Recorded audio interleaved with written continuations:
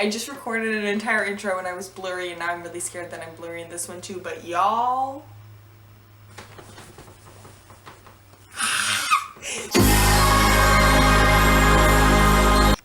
No, don't focus on my face, focus on Lizzo's face! No! Anyways, it is September 13th. Friday, 11/13. I mean, we all know why we're here, right? We're here to smash our elbows into bookshelves today. No. We're here to watch The Goldfinch. Okay, so I'm about to go watch The Goldfinch. I'm so excited. This is me filming before, so then afterwards, like, I might be crying, I might be screaming, I might be incredibly happy, I might already be starting my Oscar campaign for Ansel Elgort himself. But I just want to give you guys like a hopefully honest and not at all tainted by the fact that I'm fully in love with this novel review. So yeah, see you in like 5 hours. Hopefully it'll be good. I mean, we all saw the TIFF reviews, eh?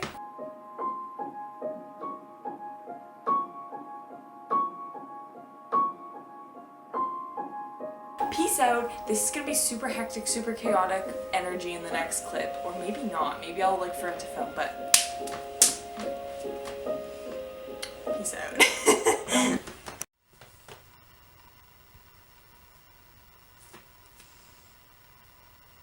I've been on a journey.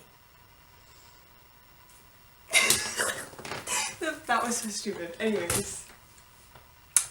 I'm back. Can you tell? Is there a different glow about me? Okay, so like, it was good. So, it was good. And I will explain, I think maybe I should elaborate. And I'm also gonna split this up into non-spoilers and then spoilers. We're gonna start off, sorry, I made a list on the way home on the metro because I was just so like, I can't just turn on the camera and just be like, blah, blah, blah, blah. So, non-spoiler things that I can talk about. This was one of the most beautiful films I have ever seen in my entire life. The set design and the colors and the costumes, oh my gosh. Like, it looked so... I love when movies are so perfect that it's like, this is fake, and then you're like aware that it's fake because you're like, yes, this is a movie, of course it's fake. Like, everything is obviously set up to be perfect, and it was. And it worked so well. I don't want to get all like analytical right now, but just like the difference in colors between like New York and Las Vegas and certain characters wearing certain colors and the contrast. It was just gorgeous. For the people saying like, this was boring, literally just like stare off into the background. Every single scene was so nice. Everything was set up. I just, infinite chef's kiss to whoever, me. I love this, don't know who did it. The acting. My Oscar campaign for Oaks Fagley starts right here, right now. Oh my gosh, was it ever good. My favorite actor in general neutral term, of the movie were Oaks Fagley, who plays young Theo. Wow. But I was just, like, they were hyping it so much to be like, this is Ansel Elgort's movie, like, this is Ansel Elgort is the main character. But he, like, Oaks had way, calm down, Claire. He had more screen time, and he delivered. Oh my gosh, I don't even know how old he is, but wow. I was just like, maybe child actors do deserve rights. He's 14? Wait, that literally makes no sense because he was born in 2004? Okay, he's 14 turning 15 this year. He was incredible. Every single scene delivered. His physicality, like, oh my gosh, you guys know what good acting is. What the hell, I don't have to explain that. Just amazing. The next best person that gave the most amazing performance, are we surprised? Nicole Kidman. Nicole Kidman showed up, okay? She came in her Mrs. Barber wig, in her Mrs. Barber makeup, her Mrs. Barber costume, and she showed out. Incredible. Just incredible. I mean, did we expect anything else? Anything less? No, but just Best Supporting Actress nomination for sure. Now I'm about to fight back against the bad reviews. Okay, so a big complaint from all of the TIFF reviewers was the ending. And I'm gonna be as vague as possible, I'm not giving any spoilers. It might have made some points with saying the ending was a bit, what's happening? I understood it because I read the book, but even then I was a little bit like, oh, we've skipped so much time. And that makes me move on to my second point, which was either people loved the dual timelines or people hated the dual timelines. So in the book, it's chronological. Theo starts out at like 12 and ends up at like 28 or whatever. But in the movie, it's like,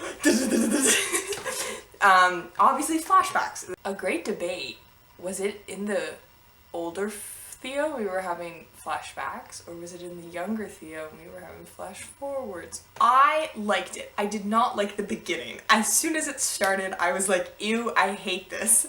And it wasn't until, I think, like maybe around the time that, oh my gosh, like the time that Theo settled into the barber's home was when I settled into the movie. Like by the time that they were in Las Vegas, I was like, yes, I'm fully committed into this. But the first like 15 minutes, I was like, this is so, like, I don't like it. It was just so jerky and like immediately threw you in.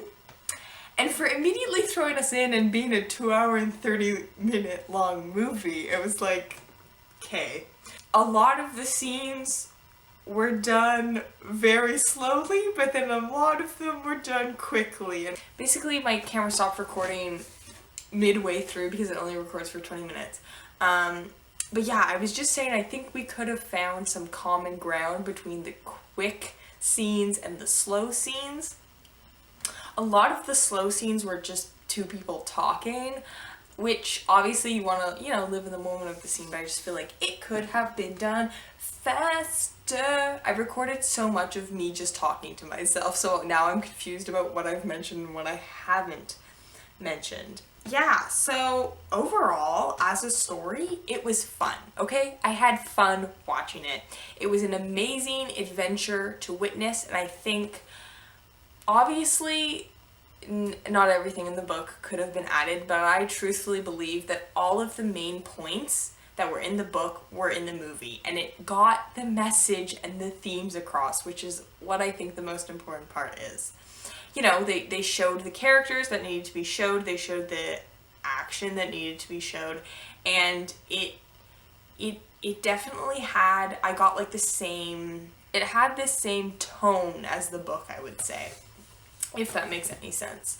So, listen guys, sometimes going into a movie and just wanting to have a fun, calm, nice experience is okay, and you don't have to judge everything so harshly. So I enjoyed myself, let me live. Okay, so now I'm going to move on to spoiler zone. So, I mean, if you have no intention of watching the movie, come along in. If you've already seen the movie, come along in. And if you are going to see the movie, I mean, I would suggest not to watch this, but like, get my view time up, I don't care. So, I obviously loved the book more. And the main reason for that is I think it's kind of self-explanatory that the book, which I kind of already mentioned, takes place over such a long period of time. And they obviously have to condense that in the movie. And so to immediately start off with Theo being in Amsterdam, it was like, oh, okay, I guess we're here now. And I just thought that some amazingly boring, but for me I love, moments could have been included, like The Greyhound ride back to New York from Las Vegas was one of my favorite parts, and I completely understand why they cut it, because, you know, we've seen Oaks. One shot of him sitting on a bus is enough to tell us, the audience, that okay, he's going back, he's good. But that part I really missed. The emotions that Theo experienced when he saw Boris again for the first time in like how many years was so nice and like rewarding to read. But in the movie, after they like just showed a Finn Wolfhard scene and then Anika appears, it's like, okay, we just saw you like a minute ago, we know what you look like. Like, it would have been, I really, really wanted it to be like, let's not show young Boris for a really long time, and then let's show older Boris to have this like, oh my gosh, it's him moment. But they did it like so quickly. It was like, yeah, it doesn't feel like we haven't seen you for more than like 5 minutes, dude. Like, you were just on screen, so. That part I didn't like. Also, they rushed his dad's death so quickly. I don't know if in the book, when they like get super messed up on drugs, is actually the night that his dad dies. I liked that scene. It was funny. And like a good, I don't even know if it was a good addition or whatever, but like when they came back in, she was like, Theo, your dad, the car accident. I was like, already? Like, I feel like we kind of had just settled into Boris and Theo's Las Vegas routine. Like, we didn't get to see a lot of that. I mean, we saw the drinking and drugs and fooling around and stuff, but we didn't see so much that it was like, oh, this has been going on for a couple of months. Those are my complaints about the time. But I thought Pippa's entrance to older Pippa was done very well, and so was Kitsy and Toby? Also, Platt's older entrance was fantastic. Yeah, it worked very well for the Barber family. Like, bringing them back into the story was done so well. The ending! Literally, okay, so I'm gonna be so honest. I was like midway through the movie, I re-remembered the ending, and I was like, oh my gosh, Boris stole the painting. Boris has the painting. Theo doesn't know that. And I was hoping for a bit more, more clues into that. Now, I understand omniscient and the part where Boris is like, you are a, what did he say? Blackout drunk. You're a blackout drunk. You showed me the painting. That was like a, oh my gosh moment. But I just wish we could have had like one moment more where Theo was like taking it out and Boris was like, oh, what's that, or something. Like when Theo left, that was incredible. The exchange that Boris and Theo like looked when he took it out from behind his bed, like that was very good. And the whole reveal of like, what, you don't know what I'm talking about, like you don't know that I took it, was amazing. But I just wish they hinted at it more. Where was I going with this tangent? I have no idea why I'm like, and so, oh, the ending, yes. It all came back to me in like ways of like, oh, they have to go get it from the like restaurant location, and then the guy sees them, but then he runs away, and then they go to the car park. So I thought the restaurant scene was both like, the restaurant shooting scene and the car parking lot scene were both done very quickly, which I think everyone can agree was not like the best thing. The restaurant scene, I think, survived by like the skin of its neck on being okay and like bearable to watch, because, you know, it's obviously like high tension, high pacing. Of course it's gonna be like quickly, like we gotta get it. But the car parking lot scene, the Merry Christmas, like that was so dumb. It was, we could have savored the forehead touch for way longer, I'm gonna just say it. It just seemed incredibly rushed, and that's my complaint with the ending. My complaint about the beginning is that it took us so long to get to the full part of like what the explosion looked like, what his mom looks like, why they were in front of the goldfinch, why was Theo in front of the goldfinch, what the goldfinch means to Theo, why did he take it in the first place. It obviously wasn't because Blackwell told him to, like, obviously there's something more, and then finally we get it. I think the moment that they decide to show all that, once he, you know, goes into the storage unit and rips it all open and finds the civics textbook, that's when they showed it, was a perfect moment. I just wish it had come so sooner, because these like random flashes of him just like being covered in soot and just, it was just like, okay, like, I want the full picture now, please. You've given us all these crumbs. We can basically visualize it all in our mind. It was just like, also, I thought when they showed his mom's face for the first time, that was done so well. I also had a problem with size in this scene, and I'm going to explain myself what that means. I visualize things so much more differently in terms of structure. I thought in Las Vegas, Theo had a huge room, and I thought in New York he had a really small room, but it was basically the opposite. In New York, his room was so nice, and like, obviously his room would be nice, like it's a barber room, of course it's gonna look amazing, but I just imagined like a really cramped space to kind of mirror Theo being like cramped up and stressed out and anxious all the time. In Las Vegas, I thought it was gonna be huge, because it's like he's like going crazy and like wild, and he has all this space and time to like explore and get messed up and stuff, but very small room. The fact that he had a single bed was like, no. The amount of times that Boris slept over and they shared a single bed, like, I could not believe it. Everything else though was like perfect. Like the Greyhound, as much as I hated it, that was perfect. Hobby's workshop was perfect. Taking Pippa out to dinner was perfect. Yeah, I think everything else, like the locations, oh my gosh, was the Las Vegas house like the most perfect. That's exactly what I was picturing. It was so, so, so good. So yeah, now I think I'm just gonna go over my least favorite scenes and my most favorite scenes, just because I'm stuck up and I want to talk about myself. My least favorite scenes, one of them was the Theo taking Pippa out to the movies. That, I hated it in the book just because he hyped it up so much. Like, I mean, can we all agree Theo isn't like the best person ever? And him just thinking he's like the ideal man for Pippa and everything, it's just so like, sir, get a job, get away from her. Like, and to put it into the movie just like randomly without having any thought process of Theo being like, yes, I think she would like this, and literally just showing her crying, like, made no sense to me.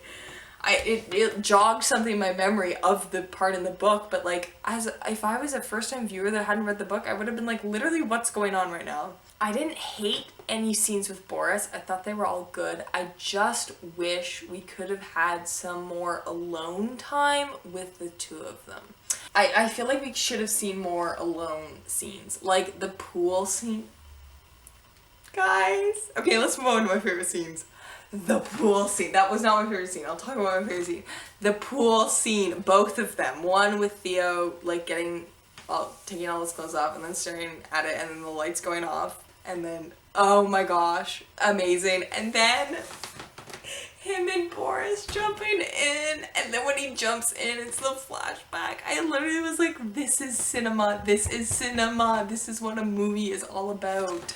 That was so perfect. But my, by far, favorite scene, and it's so stupid, is when Theo goes to take the garbage out at the beginning of his Las Vegas residency. I felt every single emotion he was feeling in that so hard. Just the loneliness of getting told by your girlfriend, that you need to go take out the trash. Like, you're now here to do their chores. Go out on this completely deserted street. You don't know anyone here. There's no one here. The sunset, the dumpsters, the boarded up houses, him just like looking back and like into the sun and the end of the road, and then it's just desert. I literally have goosebumps right now, like chills, literally chills. It's like, I've been there, dude. I've never been to Las Vegas, but I've been walking down my driveway to take my garbage out, going through it, thinking like the nostalgia and loneliness and like being seen, it all came together, and I was like, I am Theo in this moment. It was such a fantastic scene. So good. And to continue on through that, then the flashback with Blackwell, I thought that was a bit weird, but like it was done well, and like the way that they could have filmed it. And then the like huge like waking up in the moment in bed with Boris. So good. Finn Wolfhard is so lanky. I'm gonna just say that. Like the entire time I was like, his legs are so long. I just have an observation to say that Finn Wolfhard's legs are so long, and I was like, damn. Finn Wolfhard's legs are long. Parallels between young Theo and old Theo I thought were very well done. The running down the street got me both times. I was like, this is so perfect. Like the sound was the same of their feet slapping on the pavement. I was like, yes. And the coming out of the bathtub, or like waking up or jolting up or whatever, I thought was okay, but I felt like the one time when like it switches to Ansel in the tub, I thought that was a bit like just shocking and like could have been done better. I really enjoyed it. I really loved their engagement party. That was exactly how I pictured it. Obviously I have a different view, as I am a 19-year-old teenage girl who is a fan of like a lot of the actors in the movie. I obviously, you know, my views are tainted by my love for the book and my love for the actors and just my love for going to see movies that are based off of books. I definitely would not bash it. Like, that was not a horrible experience. As much as I'm trying to be completely, like, open-minded and just, you know, if I was just, like, a regular person going to see this movie, I don't think I would have a horrible time. As my review, this movie is going to be 25 bajillion minutes long, and I don't care because I like to enjoy myself and talk about things that I enjoy. So, peace, love, Donna Tartt. Amazing book, amazing movie. Guys, go watch it. Go support them. They all did a good job. Ansel Elgort needs to get paid. Please support this man and the things he had to go through. Bye.